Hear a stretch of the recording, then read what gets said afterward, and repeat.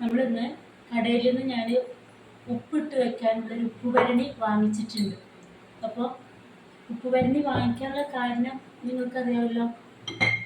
അത് ഞാൻ ആദ്യം ഇവിടെ മണ്ണിൻ്റെ ഒരു പാത്രത്തിലാണ് ഇട്ട് വെച്ചിട്ടുണ്ടായിരുന്നത്.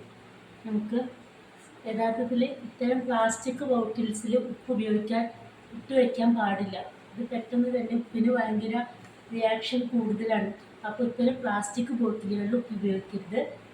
അതേപോലെ തന്നെ ഇത്തരത്തിലുള്ള മെറ്റലുകളിൽ നമ്മൾ ഉപ്പ് ഉപയോഗിക്കാൻ പാടില്ല. പിന്നെ ഇത്തരത്തിലുള്ള അയഡൈസ്ഡ് ചെയ്ത ഉപ്പ് ചേർക്കേണ്ട ആവശ്യമില്ല. എങ്കിലും കല്ലുപ്പ് നമുക്ക് സാധാരണ കേസിൽ നല്ലതാണ്. അയഡിൻ അടങ്ങിയത് അയഡിൻ ഡെഫിഷ്യൻസി ഉള്ളവർക്ക് അയഡിൻ ചേർത്ത ഉപ്പ് ധാരാളം അതും ഉപയോഗിക്കാവുന്നതാണ്.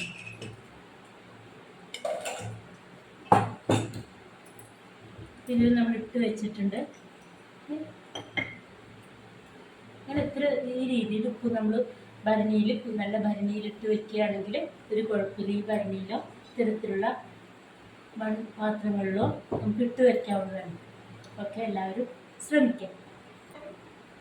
അമ്മേ, ഞാൻ ഇന്ന് വാങ്ങിച്ചു കൊണ്ടുവന്നതാണ്. ഇത് ഇഷ്ടായോ? ഇത് എന്തിനാന്നറിയോ?